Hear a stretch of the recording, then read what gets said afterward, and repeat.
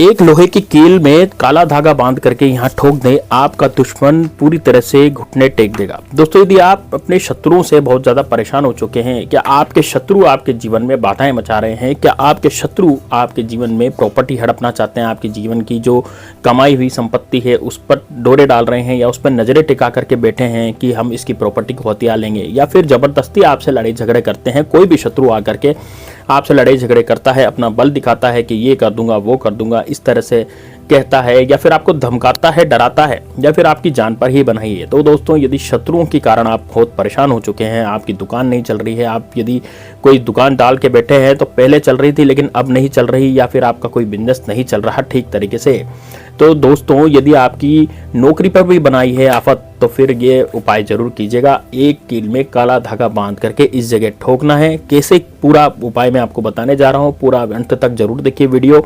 साथ ही में दोस्तों, वीडियो को लाइक जरूर करें और कमेंट बॉक्स में जय श्री राम हर हर महादेव जरूर लिखें दोस्तों, ताकि आपके जीवन में से सारी समस्याएं और पूरी जिंदगी आप अच्छी तरह से रह सकें। भगवान श्री राम का आशीर्वाद आप पर प्राप्त हो, भगवान भोलेनाथ की कृपा आप पर प्राप्त हो, और आपके जीवन में सब कुछ मंगल ही मंगल हो और आपकी हर मनोकामना पूरी हो। तो दोस्तों, वीडियो को लाइक जरूर कर दीजिएगा, चैनल को सब्सक्राइब जरूर कर दीजिएगा। आगे बढ़ते हैं दोस्तों कि आपको किस तरीके से यह उपाय करना है। देखिए दोस्तों, जो गुप्त शत्रु हैं उनके लिए भी उपाय किया जा सकता है। गुप्त शत्रु वो होते हैं जो कि पीठ पीछे आप पर वार करते हैं। हो सकता है सामने से आपसे मीठे मीठे बोलते हो।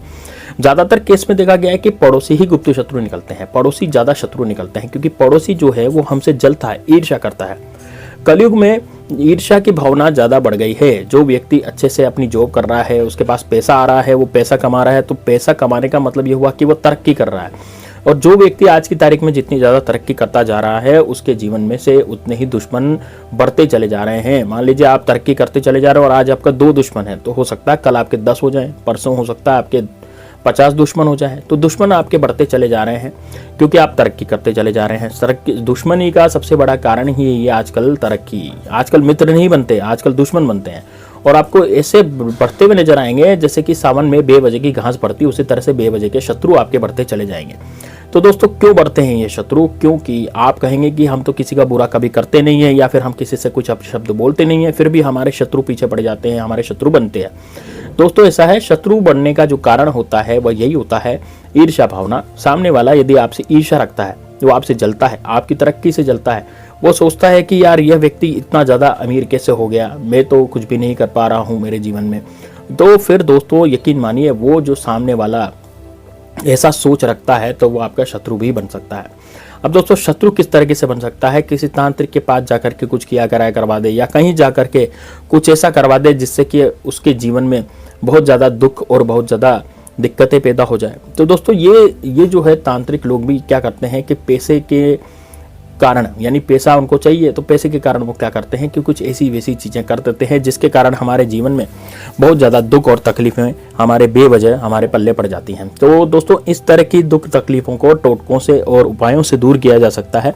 वही उपाय आज मैं आपको बताने जा रहा हूँ कि आप, ये रामबाण उपाय है, अचूक उपाय है, इसको आपने कर लिया, जो बहुत सरल है। इसमें कोई आपको मंत्र का जाप नहीं करना है, केवल मात्र आपको ये टोटका करना है, उपाय करना है, और आपके जीवन से शत्रु पूरी तरह से हार जाएगा। यानी कि वो कुछ किया कराया करवाने की कोशिश भी करेगा तो उल्टा उसके ऊपर ही वो विद्या जाएगी।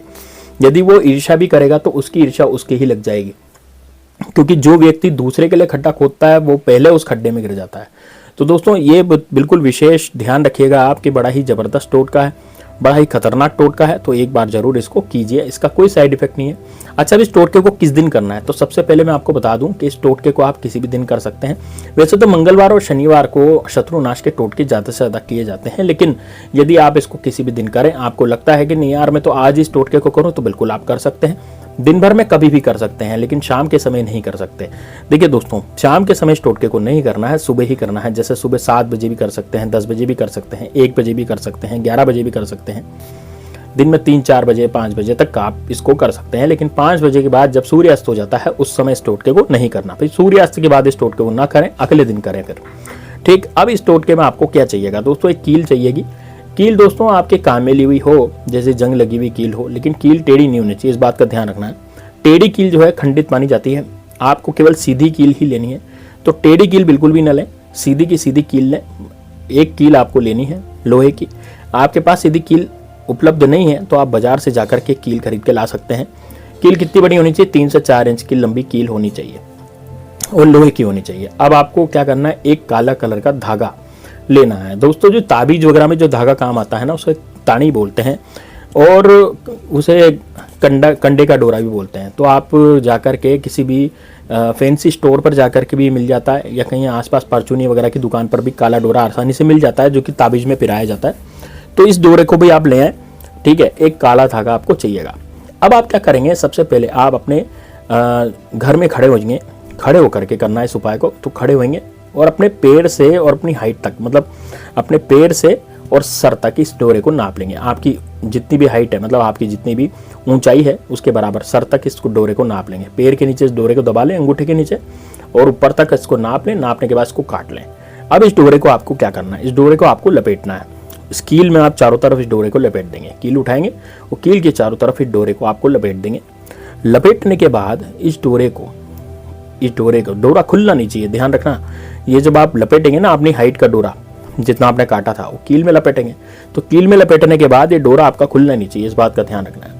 और इस कील को और डोरे को आपको अपने तकिए के नीचे लेकर के सो जाना है। रात को जब आप सोएंगे तो तकिए के नीचे लेकर के इसको सो जाए। रात भर सोते रहिए। किसी भी परिस्थिति में उपाय किया जा सकता है, किसी भी समय किया जा सकता है। बस सोते समय आपको इस कील में जब आप डोरा बांधेंगे तो बंधे हुए डोरे को और कील को आपको रख करके सोना है। रात को सो जाए और रात को सो के बाद जब सुबह उठेंगे तो उठने के बाद इस कील को लेके जाएं बाहर की तरफ, और बाहर की तरफ जाएं तो किसी बबूल के पेड़ पे या किसी कांटेदार पेड़ पे, है ना, जैसे नागफनी हो गई, या फिर आप किसी बबूल के पेड़ पे जाएं तो सबसे ही बढ़िया है। कांटेदार पेड़ होना चाहिए, पेड़ जो है पूरा कांटेदार होना चाहिए, दूसरे पेड़ में आपको नहीं करना है, ठीक है।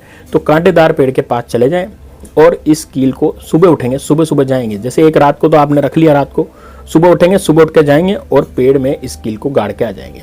इस कील को डोरे समेत आपको उस पेड़ में गाड़ के आ जाना है। जब आप कील को ये ठोकेंगे तो कील ठोकते समय आपको एक बात का ध्यान रखना है कि कील ठोकते समय आपको अपनी मनोकामना बोलनी है। आपको बोलना है कि मेरे जितने भी शत्रु हैं वो सारे के सारे नस्तनाबूद हो जाएं, खत्म हो जाएं।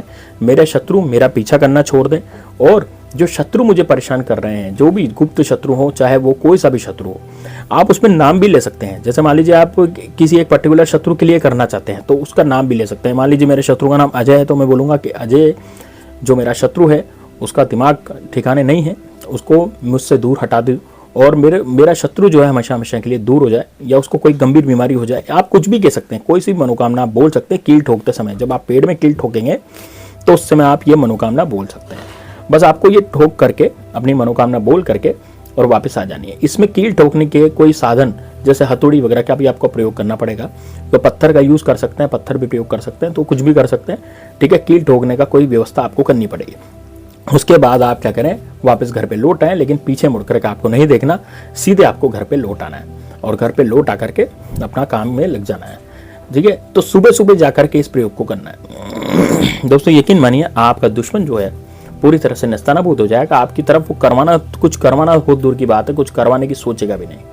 तो दोस्तों ये जरूर कीजिएगा। मिलते हैं नेक्स्ट वीडियो में, तब तक के लिए जय श्री राम, जय बागेश्वर धाम सरकार, हर हर महादेव।